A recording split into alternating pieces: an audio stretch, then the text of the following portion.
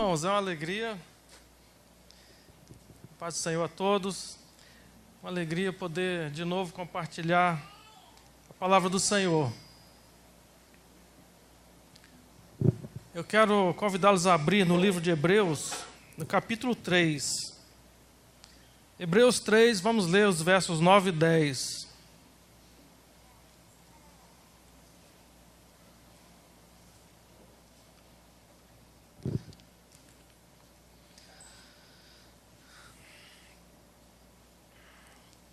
Eu creio que o Senhor tem algo para aqueles que têm ouvidos para ouvir nesta noite. Hebreus capítulo 3, versos 9 e 10, diz o seguinte, esse texto nós vamos ler em referência aos tempos do povo hebreu no deserto, com Moisés. E antes de mais nada, o tema da nossa mensagem, irmãos, é grandes feitos e caminhos, duas faces do agir de Deus. Grandes feitos e caminhos, duas faces do agir de Deus. O texto base diz o seguinte: onde os vossos pais, ou seja, no deserto, me tentaram, pondo-me à prova, e viram as minhas obras por 40 anos. Por isso me indignei contra essa geração, e disse: estes sempre erram no coração. Eles também não conheceram os meus caminhos. Então aqui estão presentes os dois elementos interessantes nessa passagem: as obras e os caminhos de Deus. Duas faces da nossa experiência com Deus. Irmãos, o Salmo 67, versos 1 e 2, ele também nos mostra, ele confirma que os grandes feitos de Deus têm como propósito nos estimular a conhecer os caminhos de Deus. Diz lá o Salmo 67, versos 1 e 2: seja Deus gracioso para conosco e nos abençoe e faça resplandecer sobre nós o rosto, para que se conheça na terra o teu caminho e em todas as nações a tua salvação. Irmãos, a grande riqueza de quem se encontra com Deus não é somente participar, receber milagres, mas, sobretudo, irmãos, passar a caminhar com Deus. E, em contrapartida, a grande derrota na vida de uma pessoa é se encontrar com Deus, com um espírito mendigo, ou seja, ter o coração voltado somente para as coisas que eu posso receber de Deus. O povo de Israel, conforme nós lemos no texto base, viu grandes feitos e maravilhas de Deus por 40 anos, mas mesmo assim não chegou a conhecer os caminhos de Deus, porque eles tinham um coração que errava no seu íntimo. Então é uma questão do coração. O Salmo 103, irmãos, versículo 7, ele confirma o texto de Hebreus, quando diz que Deus manifestou os seus grandes feitos aos filhos de Israel. A Moisés, seu servo, porém, ele manifestou os seus caminhos. Existe uma grande diferença entre essas duas faces da nossa vida espiritual. A vontade do Senhor, plena para a nossa vida, é que a gente não fique parado na expectativa dos milagres, dos grandes feitos, mas que a gente avance para esse caminho perfeito, que lá em Isaías 35 fala que é um caminho tão excelente que até um louco, se andar por ele, não tem como errar. Vejam a diferença, irmãos. Moisés não murmurava, em contrapartida, era constante a gente encontrar o povo insatisfeito, descontente e dado a contendas de todo tipo. Deus tinha total prioridade e influência na vida de Moisés, mas isso não acontecia com o povo, exatamente porque no coração do povo Deus tinha um caráter questionável. É triste falar isso, mas era isso que acontecia. O povo questionava o caráter, a fidelidade de Deus. Uma das passagens mais tristes, lamentáveis, na minha opinião, do Velho Testamento, Está lá em Êxodo 17, verso 7, que diz assim: e chamou o nome daquele lugar Massá e Meribá, por causa da contenda dos filhos de Israel, e porque tentaram ao Senhor, dizendo: está o Senhor no meio de nós ou não? Está, irmãos, o Senhor no meio de nós? Amém ou não? Amém ou não amém? Mas o povo de Israel tinha dúvidas da fidelidade do Senhor. A manifestação da presença de Deus chegou a se constituir, irmãos, um inconveniente na vida do povo. Eles chegaram a pedir para ouvir o homem falar e não a Deus, lá em Êxodo 20, verso 19. Mas Moisés, pelo contrário, a gente encontra ele clamando ao Senhor: Senhor, me revela o teu caminho. Por exemplo, lá em Êxodo 33, verso 13. Provérbios 3,17 diz que os caminhos de Deus são deliciosos. O Salmo 18:30 diz que o caminho de Deus é perfeito. Mas nós, irmãos, sofremos muito. E quantas vezes ficamos decepcionados com Deus, exatamente porque conhecemos os seus feitos, mas não conseguimos distinguir os seus caminhos na nossa vida. E de fato, lá em Romanos 11, verso 33, diz que os caminhos de Deus são inescrutáveis. Esse versículo, na nova versão da linguagem de hoje, está escrito assim: quem pode entender os planos de Deus? Vejam só, irmãos, o exemplo do tanque de Betesda, que está relatado lá em João, capítulo 5, do verso 1 a 17. Diz o texto que um anjo passava ali e agitava aquelas águas, e o primeiro que descesse aquelas águas ficaria curado de todas as suas enfermidades. E o cenário do tanque de Betesda é um verdadeiro SUS do Novo Testamento, porque ali se reuniam multidões de enfermos, cegos, coxos, paralíticos, aleijados, todo tipo de enfermidade. E quando a Bíblia diz que de multidão, de fato, ela não está exagerando, era de fato muita gente. E o texto diz que Jesus passou por ali e foi direto a um homem que sofria paralisia por 38 anos. Ali era uma situação, ao mesmo tempo, inusitada e muito triste. Os cegos não viam as águas se agitarem, e os coxos viam e não podiam correr. Eu imagino que os aleijados, os deficientes da locomoção, gritavam e os cegos corriam. Que situação penosa, irmãos, que dificuldade enorme cercava aquelas pessoas. E Jesus, cheio do poder para curar, cheio da misericórdia, cheio da plenitude de Deus, cheio de tudo, ele vai direto a um homem lá, amargurado da vida que tinha lá, e conversa com esse homem e restaura a saúde desse homem, e depois se retira.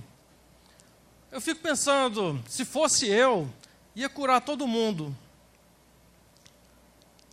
Eu que não tenho nem uma pontinha do poder que Jesus tinha, nem uma pontinha da misericórdia que ele tinha, eu curaria logo todo mundo ali. Isso mexe um pouco com a cabeça da gente, mas, irmãos, esses são os caminhos de Deus. Você pode estar se perguntando aí, o que tem de maravilhoso, de delicioso, de correto nesse caminho? Irmãos, é porque o nosso raciocínio é diferente do raciocínio de Deus. Jesus, ele não joga corda como nós jogamos. Ele desce no fundo do poço e sobe com a pessoa. Jesus não é um consertador de problemas, ele é um consertador de pessoas. No próprio capítulo 5 de João, que relata o episódio do tanque de Betesda, tem duas explicações do porquê Jesus ter agido assim. No verso 19 ele fala assim: eu só faço aquilo que vejo o meu Pai fazer. Então, Jesus aqui, em primeiro lugar, ele não era guiado, irmãos, pelas circunstâncias em volta dele. Mas ele primeiro ouvia do Pai e realizava. A segunda explicação, ainda no capítulo 5 de João, no mesmo texto, verso 21, o próprio Jesus explica isso. Assim como o Pai ressuscita e vivifica os mortos, assim também o Filho vivifica aqueles a quem quer.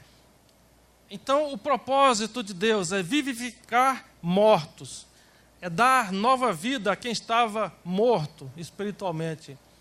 Então, irmãos, se Jesus fosse realmente restaurar todos os enfermos que estavam ali e fechar aquele local, ele teria que se abaixar junto a cada enfermo, bater um papinho com cada um deles e restaurar pessoalmente um por um.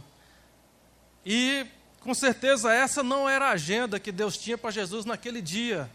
Deus tinha outros planos para a vida de Jesus.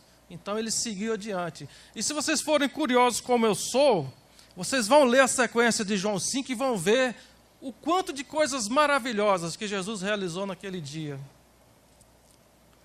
Outro episódio dos caminhos de Deus, que faz a gente pensar um pouco, está lá em Atos, capítulo 8, verso 26, que diz o seguinte: um anjo do Senhor falou a Filipe dizendo, dispõe-te e vai para o lado sul, no caminho que desce de Jerusalém a Gaza. Este se acha deserto. E se levantou Filipe e foi. E eis que um etíope eunuco, alto oficial de Candace, rainha dos etíopes, o qual era superintendente de todo o seu tesouro, que viera adorar em Jerusalém, estava de volta e, assentado no seu carro, vinha lendo o profeta Isaías. Então disse o Espírito a Filipe, aproxima-te desse carro e acompanha-o. Correndo Filipe ouviu ler o profeta Isaías e perguntou, compreendes o que vens lendo? Ele respondeu, como poderei entender se alguém não me explicar? E convidou Filipe a subir e a sentar-se junto a ele. Ora, a passagem da escritura que estava lendo era essa, foi levado como ovelha ao matadouro e como um cordeiro mudo perante o seu tosqueador, assim ele não abriu a boca. Na sua humilhação lhe negaram justiça. Quem lhe poderá descrever a geração? Porque da terra a sua vida é tirada. Então Eunuco disse a Filipe, peço-te que me expliques a quem se refere o profeta. Fala de si mesmo ou de algum outro? Então Filipe explicou e, começando por esta passagem da Escritura, anunciou-lhe a Jesus. Seguindo eles caminho fora, chegando a certo lugar onde havia água, disse o eunuco, eis aqui água, que impede que seja eu batizado? Filipe respondeu, é lícito, se crês de todo o coração. E respondendo ele, disse, creio que Jesus Cristo é o Filho de Deus. Então mandou parar o carro, ambos desceram à água e Filipe batizou o eunuco. Quando saíram da água, o Espírito do Senhor arrebatou a Filipe, não o vendo mais o eunuco, e este foi seguindo o seu caminho cheio de júbilo. Irmãos, o que me encanta nesta passagem é que o relato lá de Atos capítulo 8 se refere a Filipe descendo a Samaria, anunciando a Jesus, e as multidões vindo unânimes receber a Jesus e extasiadas com os sinais e prodígios que Deus operava através da vida de Filipe. Tanto é que a notícia chega em Jerusalém e para lá se dirigem Pedro e João e impõem as mãos sobre aquele povo e eles recebem o Espírito Santo, porque até então eles só tinham sido batizados no nome de Jesus, não tinham ainda recebido o Espírito Santo. Então estava havendo um grande avivamento em Samaria, muitas multidões para serem ministradas, e de repente o anjo do Senhor manda Filipe ir para uma estrada deserta, e nessa estrada deserta ele encontra um homem. Vejam aí, irmãos, o propósito de Deus, mais uma vez se colocando de uma forma absurda em relação ao nosso entendimento. Hoje, 2000 anos depois, eu posso entender esse propósito, porque a Etiópia é um país que lê a Bíblia. Hoje, a Etiópia é o único país do norte da África que não se rendeu ao islamismo. O norte da África são muçulmanos, menos a Etiópia. Inclusive, existe uma especulação, até uma reportagem no canal Discovery, de que a Arca da Aliança estaria na Etiópia, refugiada na Etiópia. Mas isso é outra história. Enfim, vejam, irmãos, que maravilha os caminhos do Senhor. E eu iria adiante, em João 12, 23, Jesus, tem uma frase que Jesus diz a André e Felipe, lá na altura do versículo 23 de João 12, no dia exato em que ele iria ser entregue, morto, condenado à morte, ele diz assim: é chegada a hora de ser glorificado o Filho do Homem. Este glorificado no sentido de crucificado. Inclusive, irmãos, no tempo de Jesus, todo judeu conhecia bem a Torá, e lá na Torá consta: maldito todo aquele que for crucificado. Vejam como os caminhos de Deus são deliciosos, são perfeitos, mas para o nosso entendimento pequenininho, são malucos. O pensamento do povo, irmãos, em relação a Jesus, era que a sua glória fosse no sentido de obter domínio contra os romanos que oprimiam o povo. Eles tinham a expectativa de que pela força Jesus manifestasse uma grande glória em Israel, mas a glória de Deus apontava outro caminho para Jesus, apontava a cruz. Então, de novo, aquela pergunta: o que tem de delicioso e de perfeito nisso? É só perguntar para um remido. Todo remido sabe qual é a delícia e a perfeição que há nessa glória de Jesus manifestada na cruz. Todos conhecem Isaías 55, versos 8 e 9, que ele diz: os meus pensamentos não são os vossos pensamentos, nem os vossos caminhos os meus caminhos, diz o Senhor. Porque assim como os céus são mais altos do que a terra, assim são os meus caminhos mais altos do que os vossos caminhos, e os meus pensamentos mais altos do que os vossos pensamentos. Lá em Jeremias 17,5 tem uma passagem que todos já ouviram falar, pelo menos, que diz assim: maldito o homem que confia no homem. Quando a gente se refere a essa passagem, a gente imediatamente é inclinado a pensar que, de fato, a gente não deveria ter confiado naquela determinada pessoa. Mas, irmãos, não é isso que o texto sagrado está nos dizendo. Ele está nos dizendo que eu não sou confiável, que você não é confiável. E se nós erramos é porque nós confiamos na nossa avaliação, então isso vai contra nós.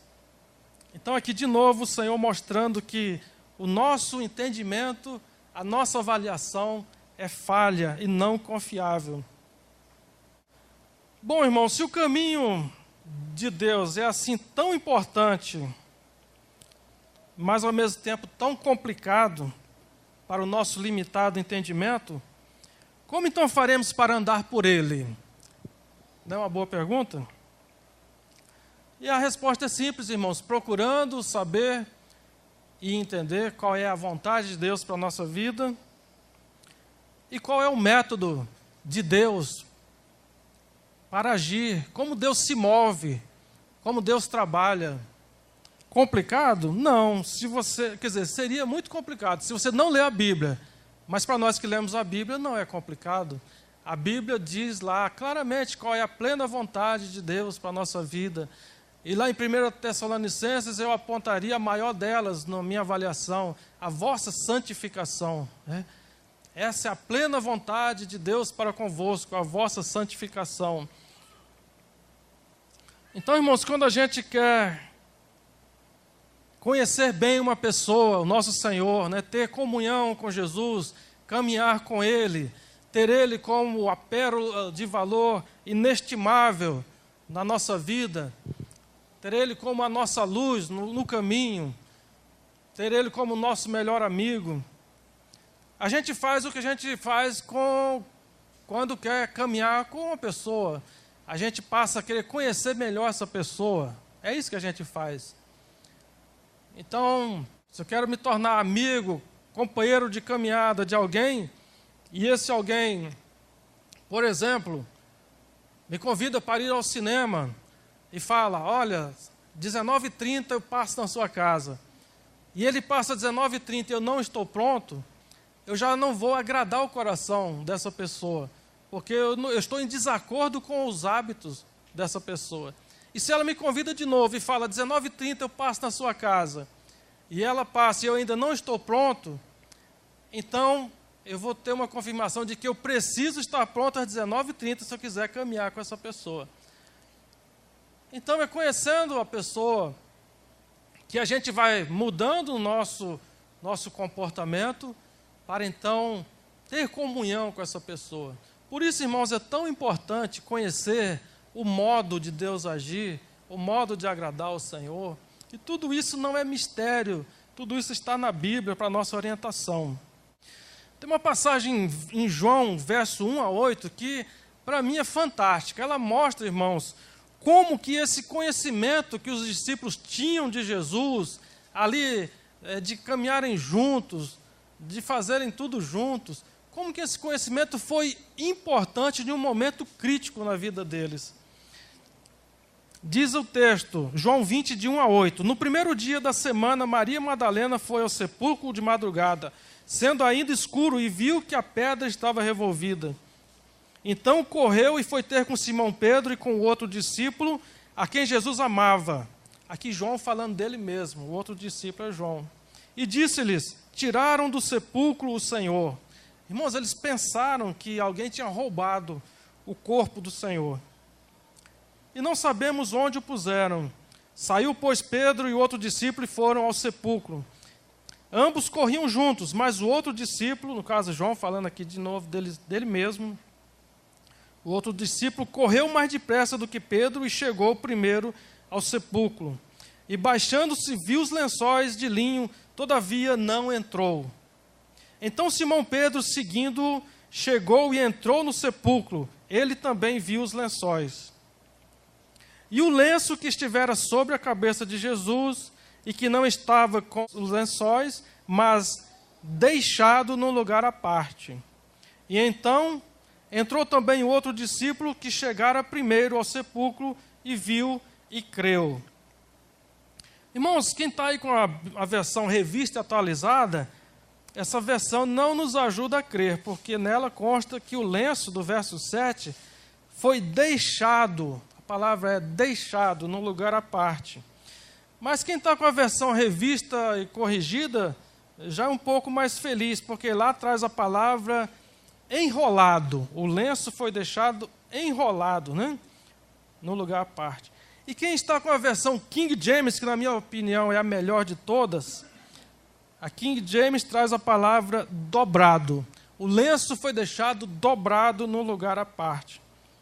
Interessante que João foi o primeiro a chegar ao túmulo, ele olhou, viu os lençóis, não entrou. Pedro veio atrás, entrou, viu os lençóis. Mas João, que antes não tinha crido, quando entrou, que viu o lenço dobrado à parte, diz a Escritura que ele creu naquela hora. Estou convencido de duas premissas aqui. A primeira premissa é que ladrões não dobram lenços. E a segunda premissa é que, com certeza, Jesus tinha um modo particular de dobrar o lenço. Por isso que ele creu. Na hora que ele viu o lenço, ele creu. Ainda mais porque Jesus era carpinteiro. E segundo os historiadores, todo carpinteiro usava o lenço para secar o rosto, porque naquele tempo não existia serra elétrica. E o carpinteiro transpirava muito no esforço de serrar. O fato é que Jesus, disciplinado como era, organizado como era, ele com certeza tinha um modo próprio de dobrar o seu lenço. Vejam, irmãos, como é tremendo, como isso pode fazer diferença na vida do crente, você conhecer o seu Senhor no detalhe. Nós precisamos buscar com todo empenho conhecer a Deus, conhecer ao Senhor, porque isso, irmãos, no momento crítico da sua vida, vai te trazer esperança, vai fortalecer o seu coração, vai fortalecer a sua fé. A Bíblia nos deixa claro, cristalino, que Deus se move, porém nunca muda. Essa é uma outra evidência dos caminhos de Deus. Isso nos ajuda a acompanhar os movimentos de Deus. Irmãos, eu creio que alguém aqui já deve ter tido essa experiência de ter recebido de Deus uma direção segura, direção firme no seu coração, e de repente você tem a impressão de que Deus te abandonou, que Deus não quer negócio com você, não quer nada contigo. E você passa até a pensar, será que é isso mesmo? Será que o caminho é esse mesmo? Irmãos, nós nunca devemos entrar em pânico, achando que Deus nos desprezou no meio do caminho. Porque Deus, Ele é assim mesmo. Ele te aponta o caminho, te chama, dá a direção, e Ele dá uma sumida. E quando a gente menos espera, Ele vem e fecha tudo, concretiza tudo, e a gente fica espantado com o agir de Deus. Foi assim com muitos homens de Deus. A Bíblia está cheia de relatos de homens chamados por Deus e que tremeram na base, achando que tinham ficado sozinhos pelo caminho. Veja o caso quando Deus resolve ter negócio com o homem. Deus cria o homem, era tudo maravilhoso, belo, perfeito. E aí o homem cai em pecado e se torna escravo do maligno. Mas Deus vem e libera uma palavra de que da semente da mulher viria um homem que esmagaria a cabeça, ou seja, o poderio, o governo da serpente. E quantas coisas, irmãos, aconteceram? Veio o dilúvio e nada do homem. E lá um dia, depois de séculos, Deus chama Abraão, um homem que servia a outros deuses. E a gente pode ficar pensando, poxa, Deus não tinha outra pessoa para chamar. Chama um cara que servia a outros deuses e fala, ó, vai seguindo aí para um lugar que eu te mostrarei. E da sua descendência farei com que todas as famílias da terra sejam abençoadas. Deus é assim, irmãos, Ele chama e está chamado, e Ele faz. Deus não se esquece da sua promessa. E aí veio Isaac, o filho de Abraão, e veio Jacó, e veio José do Egito, e veio o povo escravo no Egito, e veio Moisés, e veio o deserto, e veio a terra prometida, e nada do homem. Séculos se passando. E aí veio os juízes. No deserto, Deus estabelece os sacerdotes, estabelece o culto, e vem os reis, e vem os profetas, e os profetas anunciando, e cadê o homem? Nada do homem, e séculos se passando. E vem 400 anos sem profeta em Israel, e aí vem o anjo, anuncia a vinda de João Batista, e com pouco tempo, eu me emocionei aqui. Com pouco tempo o verbo se fez carne.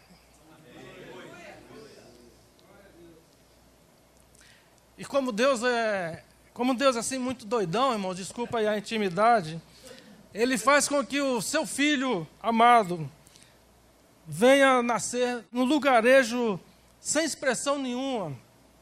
Ele nasce em Belém, conforme a profecia, mas Jesus vai se estabelecer em Nazaré.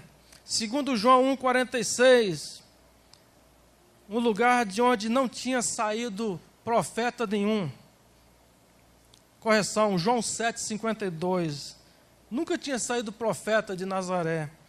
E as pessoas se referiam a Nazaré de uma forma pejorativa. Em João 1,46, alguém perguntou, poderia sair algo de bom de Nazaré? E aí Jesus tem aquele ministério glorioso de 3 anos e meio, as multidões se aglomeravam em torno dele, a ponto de um dia os discípulos começarem a disputar entre si quem se sentaria à direita ou à esquerda dele no seu trono, porque o povo já vislumbrava Jesus como grande libertador do domínio romano. E aí quando Jesus ressuscita um morto de 3 dias, Lázaro, ele já tinha ressuscitado outros mortos, mas nenhum de 3 dias, nenhum que já cheirava mal. E aí foi aquela convulsão no meio do povo. Jesus entra em Jerusalém e as pessoas estendiam suas vestes para ele passar, estendiam ramos de árvores e gritavam: Hosana, Hosana nas alturas. A gente acha que o grito de Hosana é uma expressão de triunfo, mas Hosana, irmão, significa misericórdia. Tende misericórdia de nós, era o que eles gritavam ali. Hosana nas alturas é uma oração do povo hebreu a Deus e significa: salva-nos, ó tu que habitas nas maiores alturas. O povo tinha em Jesus a maior das expectativas, mas o desfecho fazia crer que Deus tinha mesmo abandonado Jesus, porque Jesus, o homem que levantava defunto, que falava ao vento, ao mar, esse homem foi entregue, condenado à crucificação, e nós encontramos o próprio Simão Pedro, numa das passagens que eu considero a mais triste do Novo Testamento. Mateus 26, 58, nos informa que Pedro se reuniu no local ali onde Jesus estava para ver o fim. Para Pedro era o fim. Ninguém tinha voltado de uma condenação de cruz. Mateus 26, 58 diz assim: mas Pedro o seguia de longe até o palácio do sumo sacerdote e, tendo entrado, assentou-se entre os seus serventuários para ver o fim. Pedro estava ali para ver o fim. Ninguém acreditava na promessa que Deus tinha dado. Ninguém acreditava que Deus sempre vence no final. Agora, tudo aquilo se dissolvia no coração dos seus discípulos. Tudo parecia para eles uma mera quimera, um mero sonho, uma mera fantasia. Interessante, irmãos, que Deus tem esse hábito de demorar um pouco. Às vezes ele age prontamente, mas às vezes, ou quase sempre, normalmente, ele demora mais do que a nossa paciência pode suportar. Imagina o caso de Lázaro. Se ele tivesse ressuscitado Lázaro no mesmo dia, seria só um ressuscitado a mais. Ele já tinha ressuscitado outros, mas ele ressuscita depois que Lázaro já está em decomposição. E aí o poder de Deus se manifesta de uma forma dobrada. Então é assim na nossa vida. Se ele está demorando um pouquinho, é porque a nossa bênção vai marcar a nossa vida, vai marcar a nossa experiência com Deus. Outros detalhes importantes nos caminhos de Deus é que, conforme está lá em Eclesiastes 8, verso 6, para todo propósito existe tempo e modo. Deus é educado e ele sempre age conforme um propósito que tem tempo e modo de acontecer. Em relação à questão do tempo, como eu já falei, tem coisas que Deus faz para já e tem coisas que Deus faz pouco a pouco. Lá em Êxodo 23, 29 a 30, tem uma passagem que vai trazer alento aos nossos corações, que muitas vezes se tornaram preocupados com o agir de Deus. Êxodo 23, 29 e 30 diz assim: enviarei, isso aqui em relação ao povo que já estava na terra prometida. O Senhor fala: enviarei o meu terror diante de ti, confundindo a todo o povo onde entrares. Farei que todos os teus inimigos te voltem às costas. Também enviarei vespas diante de ti, que lancem os heveus, os cananeus e os heteus de diante de ti. Agora eu entendo por que ninguém conseguia vencer o povo hebreu, porque vinham vespas nos inimigos. Como é que você vai combater, né, com a vespa atacando? Verso 29, o Senhor fala: não os lançarei de diante de ti num só ano, para que a terra se não torne em desolação, e as feras do campo se não multipliquem contra ti. Pouco a pouco os lançarei de diante de ti, até que te multipliques e possas possuir a terra que te dou por herança. Então aqui Deus está explicando: se eu te der a terra prometida em um ano só, vocês são poucos ainda. Vão surgir feras que vão procriar e vão ser contra vocês. A terra vai se encher de espinhos, vai ficar abandonada. Então, deixa o povo lá, cuidando, até que vocês tenham mais gente para se apossar da terra. A sabedoria de Deus, então, aqui fazendo pouco a pouco. Então, a questão do tempo no propósito de Deus. Em relação à questão do modo, um exemplo interessante que eu encontro é Davi. Davi, ainda adolescente, ele recebe a unção para reinar em Israel. Através de Samuel, ele recebe a unção com óleo como rei de Israel. Mas o caminho de Davi também leva um tempo. Parece que Deus também se esquece de Davi. Mas o caminho de Davi para o palácio, ele é construído em cima dos dons e das habilidades que Deus vai dando a ele. Primeiramente, Davi se torna um exímio arpista, a ponto de ser chamado para ser músico do palácio. Mas a Escritura diz que ele tocava lá para o rei Saul, mas logo voltava para as campinas de Belém, porque o seu coração estava no rebanho das ovelhas. E ali, uma das atribuições fundamentais de Davi no rebanho era preservar a segurança das ovelhas. Então, o único recurso que ele tinha era a funda, e ele passava dias e dias, o dia inteiro, atirando pedrinhas, a tal ponto que ele já se tornou confiante na sua pontaria. Ele se tornou um exímio atirador de pedrinhas com a funda. E ele mal imaginava que um dia usaria aquela funda para cumprir um propósito maior na vida dele. Quando a gente lê que Davi matou o urso e o leão, a gente fica impressionado, mas na verdade foi a pedrinha na testa, deixa o bicho desorientado, ele vai lá e acaba de matar. Quando criança, eu ia na fazenda, eu cheguei a ver uma funda em prática, e a força da funda é impressionante. Então, irmãos, a gente vê propósito nesse modo de Deus agindo ali com Davi. Deus estava treinando Davi para lá na frente cumprir o que ele tinha dito em relação a Davi. E a gente tem uma mania de correr atrás de milagres, porque a gente imagina, irmãos, que Jesus tinha uma vida extravagante. A gente fala, porque Jesus andou sobre as águas. Andou uma vez, irmãos. Ele atravessava o mar da Galileia direto, mas de barco. Jesus, ele é uma prova, na sua simplicidade, de que Deus nos treina no campo da realidade para servirmos a Deus no campo da realidade. Eu estou aqui trazendo a palavra para vocês, mas ai de mim, se eu não tivesse ficado aí umas 2 semanas, como eu fiquei, pensando no que eu ia dizer e buscando os versículos que eu ia ler aqui. Deus procura pessoas que se preparem para o ministério. Deus busca pessoas que se preparem para servi-lo, para conhecê-lo, para andar com ele. Mas nós temos uma inclinação do atalho, do caminho do milagre, e a gente fica esperando que tudo caia do céu de uma forma miraculosa.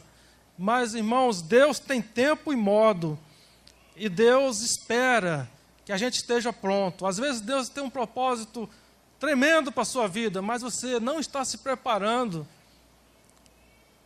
E aí, às vezes até Deus chega e comissiona o outro para cumprir aquele propósito.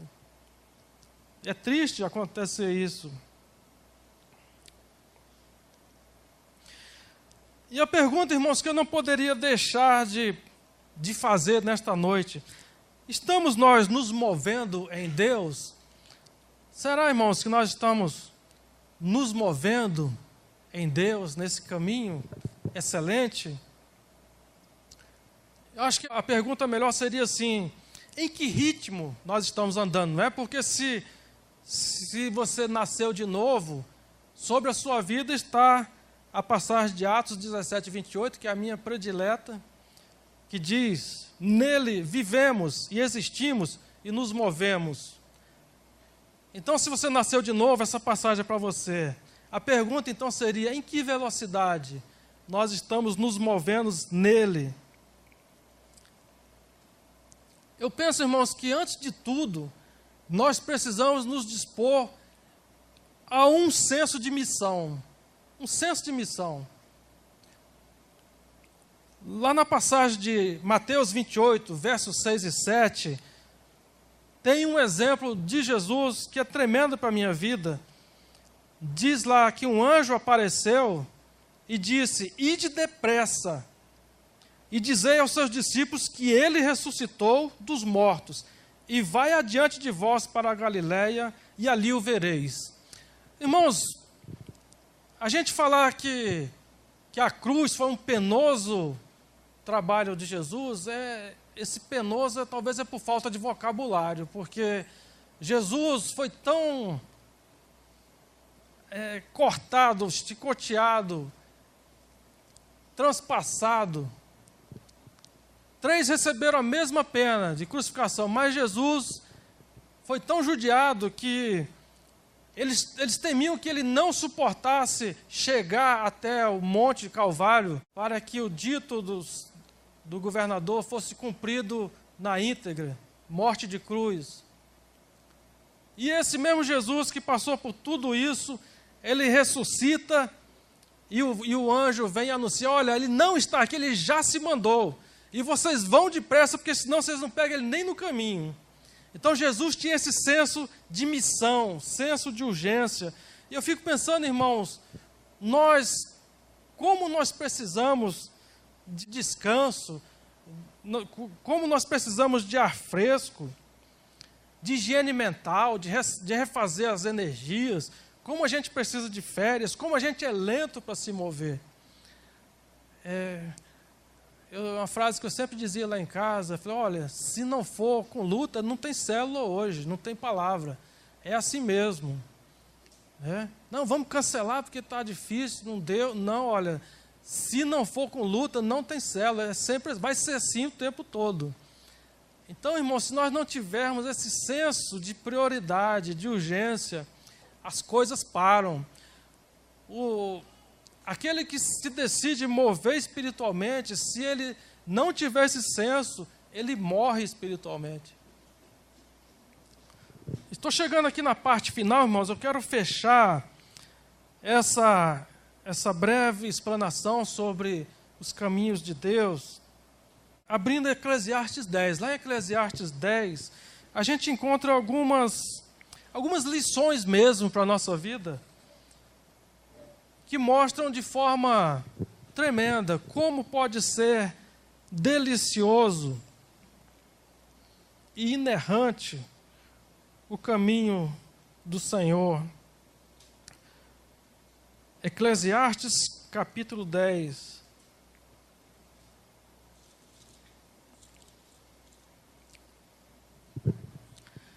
Eclesiastes 10, no verso 1, ele diz assim: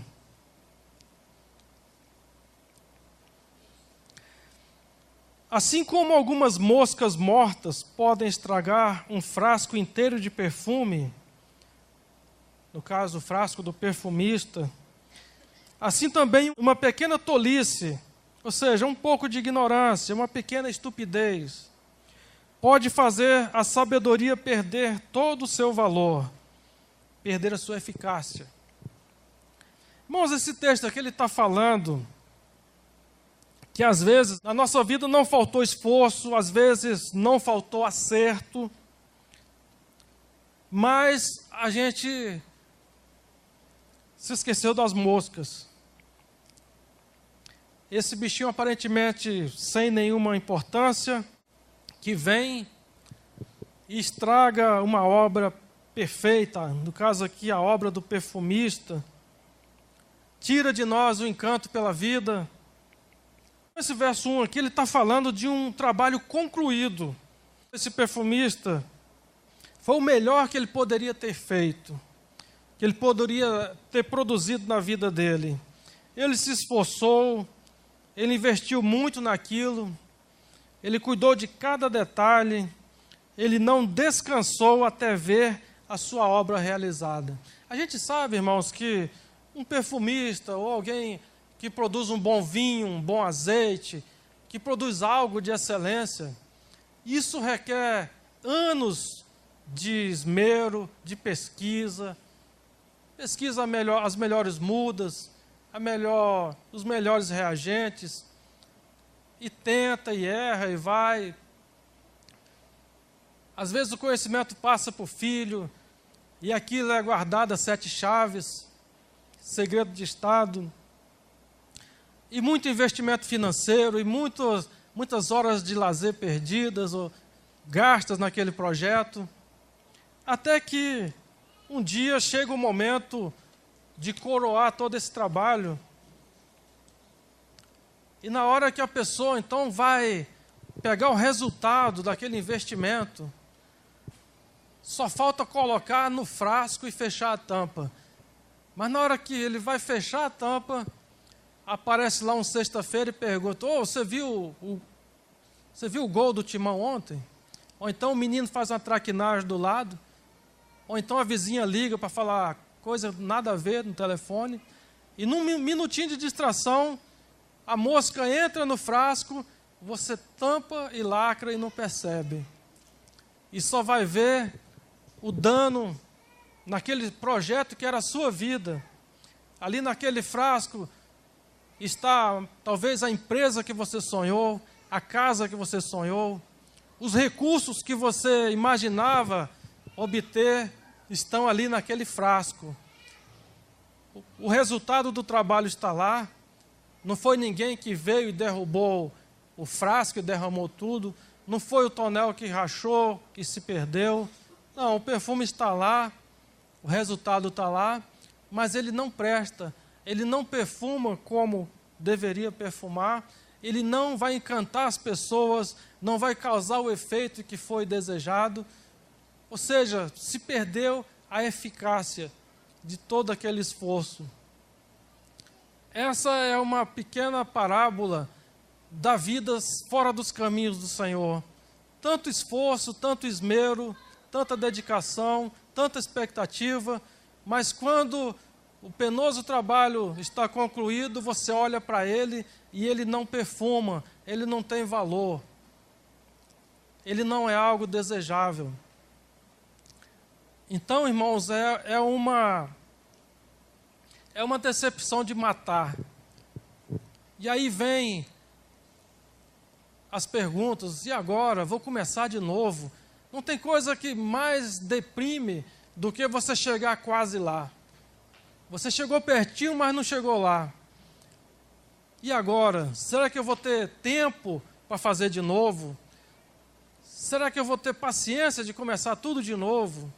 Esse é o dilema que acontece na vida de quem não está nos caminhos do Senhor.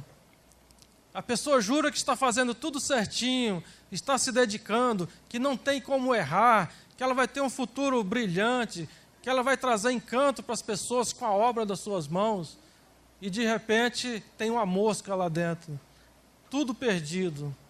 Então é isso que esse versículo 1 está dizendo. Vamos partir direto para o verso 4, devido ao nosso tempo. O verso 4 diz assim: levantando-se contra ti a indignação do governador, não deixes o teu lugar, porque o ânimo sereno acalma grandes ofensores.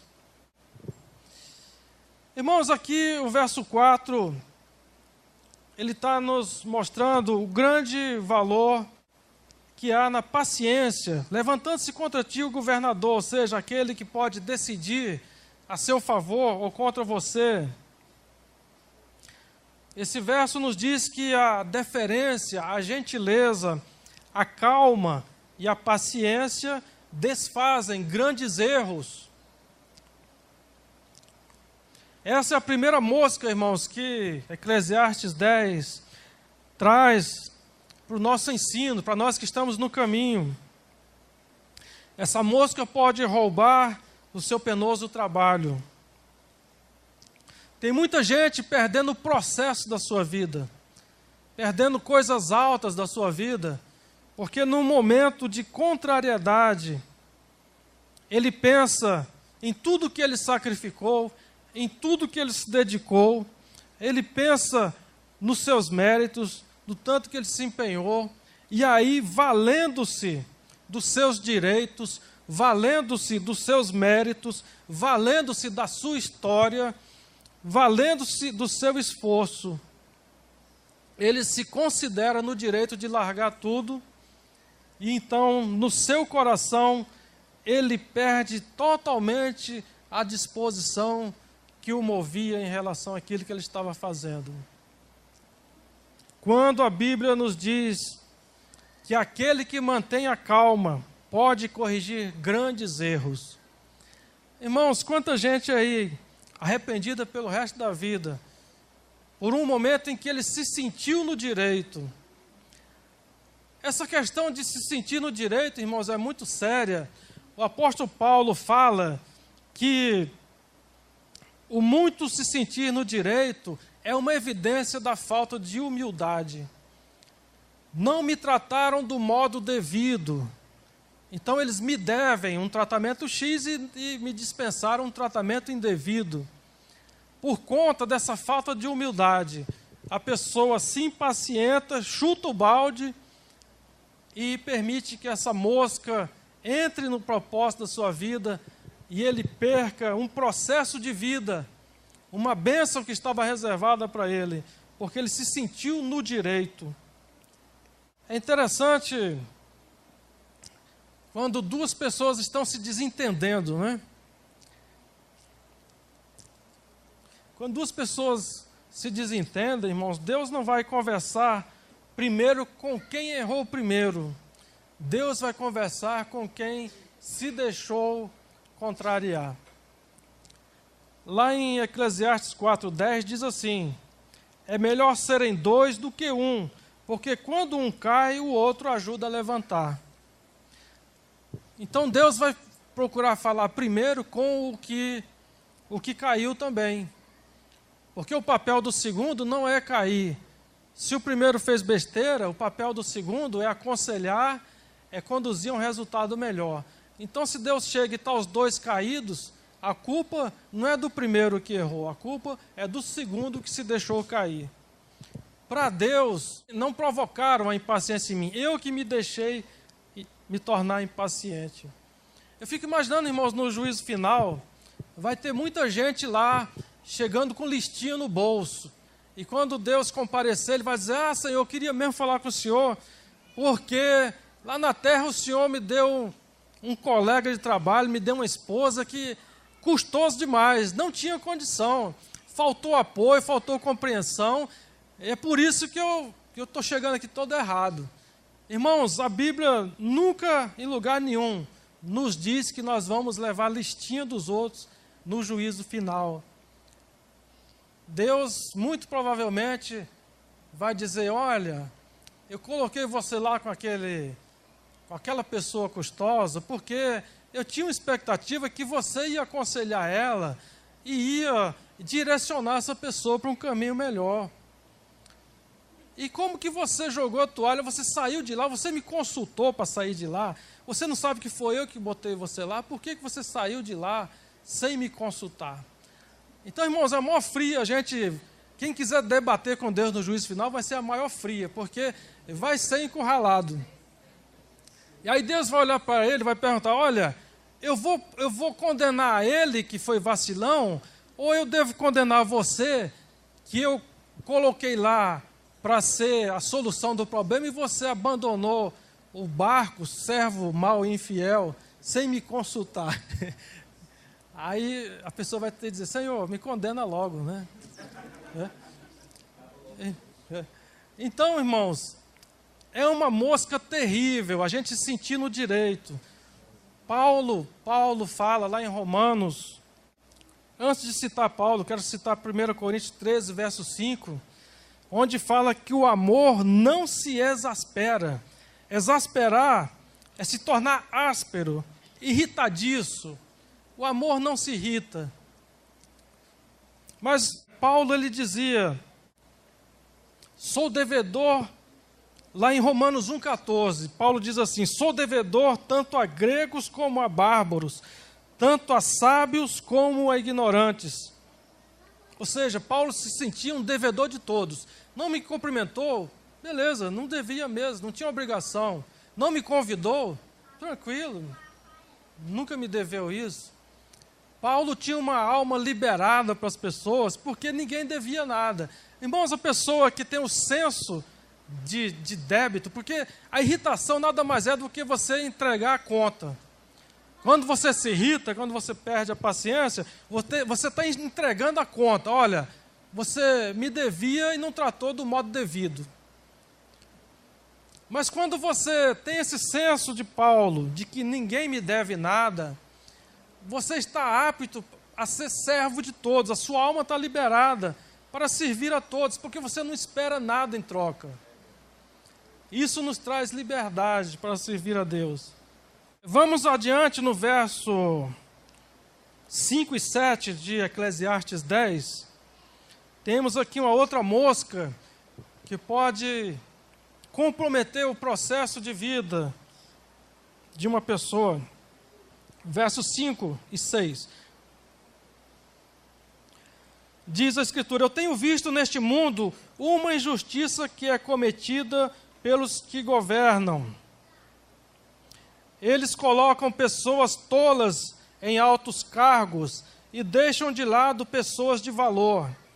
Tenho visto escravos andando a cavalo e príncipes andando a pé como se fossem escravos. Esses dois versículos, irmãos, falam da mosca da negligência. O que é a negligência? É você colocar uma coisa de maior honra, de maior valor, para andar a pé, e colocar algo trivial, algo de menor valor, para ir a cavalo. No caso específico, seria a gente deixar as coisas importantes irem a pé. Irmãos, o que é que acontece? Mais de 50% das coisas do nosso dia a dia estão no campo dos desejos. Nós sabemos que existe desejo e necessidade, mas nós nos movemos mais no campo da busca pela diversão, conforto, bem-estar. E se a gente for analisar com cuidado, nós vamos perceber que nós nos movemos mais da metade do nosso tempo no campo dos desejos. E aqui a Escritura está dizendo que é uma tolice colocar as coisas triviais para irem a cavalo e as coisas importantes para irem a pé. Na verdade, as coisas importantes, elas não se importam de ir a pé, porque são importantes de qualquer modo. Nunca vão deixar de ser importantes. Agora, os desejos, as coisas fúteis, as coisas tolas, elas têm pressa, elas são mal educadas, elas atravessam o sinal vermelho, elas cortam a fila, elas falam alto na hora que não deveriam, porque o desejo tem pressa. E se a gente colocasse os desejos para ir a pé, com certeza eles alcançariam as coisas importantes. Porque a coisa que é importante, ela não tem pressa, ela está tranquila, ela tem o seu valor, a sua nobreza, e ela, se você colocar para vir a pé lá atrás, ela é educada. As coisas importantes são educadas e esperam a sua hora. Estou me referindo, irmãos, a tudo aquilo que pode trazer a você um testemunho de vida em termos de estabilidade de vida, porque eu acho que é desejável, bom e agradável, que o servo de Deus tenha uma vida equilibrada, tenha como sustentar a sua casa adequadamente e tenha como ajudar a outros. Então, irmãos, eu vejo como é importante aquele que está no caminho santo, que ele estabeleça prioridades. Tem uma frase até do pastor Nildo, que eu achei interessante. Ele dizia que os ricos são ricos. Não estou aqui defendendo riqueza, não. Vamos dizer assim, as pessoas que são estáveis na vida, seria bem melhor dizer assim. Elas são estáveis na vida porque elas fazem todo dia aquilo que o pobre só faz de vez em quando. E tem outra frase que eu vi na CBN, achei interessante. Eles diziam que desenvolvimento é transformar salário em prosperidade.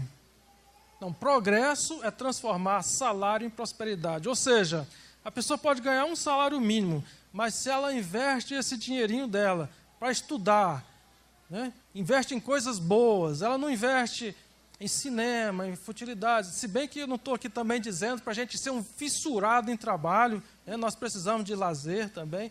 Mas, enfim, o texto bíblico está dizendo que, normalmente, a gente coloca as coisas fúteis e tolas para irem a cavalo, os nossos desejos, e coloca as coisas importantes lá atrás, vindo a pé, sem honra nenhuma. Nós não atribuímos honra às coisas importantes. Eu vejo muitas pessoas dizerem, eu estou aqui nessa vidinha porque o meu salário não me permite estudar, não me permite investir profissionalmente. Irmãos, mentira pura, mentira. Na verdade, a pessoa não quer abrir mão dos prazeres da vida, e aí você inclui tudo, né? Acordar mais tarde, viajar de férias, tudo que é prazeroso, a pessoa não quer largar nada. E o texto nos diz, aquele que se propõe a andar com Deus, vamos priorizar, vamos colocar as coisas importantes a cavalo, vamos botar no local de honra. E aí eu incluo a sua célula, a celebração, tudo que é do reino de Deus. Jesus falou, buscai em primeiro lugar o reino de Deus, e as coisas fúteis vos serão acrescentadas, aquelas coisinhas que a gente precisa mesmo. Deus sabe que a gente precisa e vai acrescentando. Amém? Vamos adiante.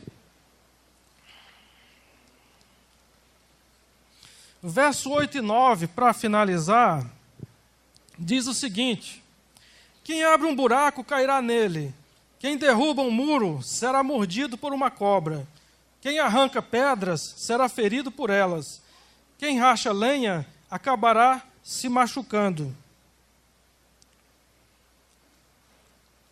Que esse texto era para nos dizer para não rachar lenha, para não separar pedras, para não derrubar muro. Eu achava que era isso, mas esse texto está nos instruindo a prudência. Prudência. A falta de prudência é essa terceira mosquinha que a gente pode encontrar em Eclesiastes 10. Ou seja, quem fura buraco precisa saber que quem mais cai em buraco é quem está furando buraco. Isso que o texto está falando. E, portanto, quem está furando buraco deve tomar os cuidados próprios de quem está furando buraco. Uma coisa evidente. E, de igual modo, quem está derrubando parede, quem está arrancando pedras e quem está rachando lenha, cuide, se acerque das medidas próprias de quem está fazendo cada uma dessas coisas. Então imagina que uma situação, chega um irmão crente lá na obra de reforma de um prédio de 25 andares, pastor Cláudio aí que trabalha em edificações, irmãozinho chega lá no prédio, pastor Cláudio, prédio de 25 andares, está tendo uma reforma lá e esse irmãozinho vai lá para derrubar a parede. E aí chega o encarregado, entrega o capacete para ele, fala, não, eu estou na bênção, nenhuma maldição me alcançará, eu estou na unção, eu sou servo de Deus, não preciso disso não, capacete é para incrédulo. E aí aparece um tijolo lá do 25º andar, encapetado, endiabrado, e esse tijolo vem, o irmãozinho está lá no 2º andar. E esse tijolo tem mais de 20 andares para corrigir a rota. Parece que ele vem guiado por satélite. Ele quer acabar com o crente. Ele quer detonar o crente. Aquele tijolo dos infernos. Agora, irmãos, imagina na cabeça de quem que esse tijolo vai cair. É na cabeça de quem está com capacete ou é na cabeça do crente? Então, irmãos, a gente confunde fé com falta de prudência. A gente entra, por exemplo, num financiamento, numa prestação, porque eu sou filho do rei, né, e nada vai me faltar, e eu vou aqui, o Senhor está comigo, eu sou uma pessoa de fé. Na verdade, ele é um imprudente, irmão. Imprudente. Aquele texto que fala, 1000 cairão desse lado, 10.000 desse outro, eu não serei atingido. Ele não vai ser atingido porque ele estava de capacete, irmãos. Ele estava de capacete. Olha, o apóstolo Paulo, ele fala da armadura espiritual. O apóstolo Paulo fala que ninguém deve ir à guerra sem estar de capacete, sem levar espada, sem estar de pé os pés calçados. Às vezes a gente escuta, fulano separou, foi o diabo lá. Diabo não, mas foi imprudência. O irmãozinho andou descalço, ou saiu para o combate sem espada, sem capacete. É igual o cinto de segurança, irmãos. O cinto de segurança não é cinto de isenção. Ele não vai te isentar de bater o carro. Ele é cinto de segurança. Ele vai te permitir capotar seguro. Capotar seguro. É para isso que serve o cinto de segurança. Quem tem fé é quem sabe que tijolo cai, é quem sabe que carro capota. Quem tem fé é quem crê nas coisas que não se veem. Tá? É só com o outro lá que acontece. Não, mas quem tem fé já está vendo que o carro pode capotar, que o tijolo pode cair. Então esse versículo está nos dizendo, se você fura buraco, tome os cuidados próprios de quem está furando buraco, porque quem mais cai em buraco é quem está furando buraco. Então, irmãos, nós estamos na obra, nós estamos ministrando, estamos repreendendo o demônio, estamos mexendo aí com tudo que é perigoso, né, aos olhos carnais. Então, vamos vestir a armadura, né? Não vamos ser imprudentes, tentar a Deus, muitas vezes. Às vezes a gente vê depoimento de gente que tenta a Deus no seu ministério mesmo. Entra de qualquer jeito no ministério, numa obra. Enfim, irmãos, vamos ser prudentes. Eu quero ir lá em Provérbios para finalizar.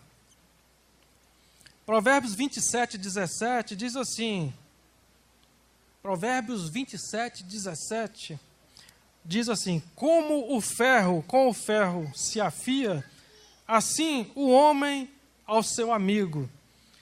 Essa palavra afiar se traduz também pelo verbo amolar.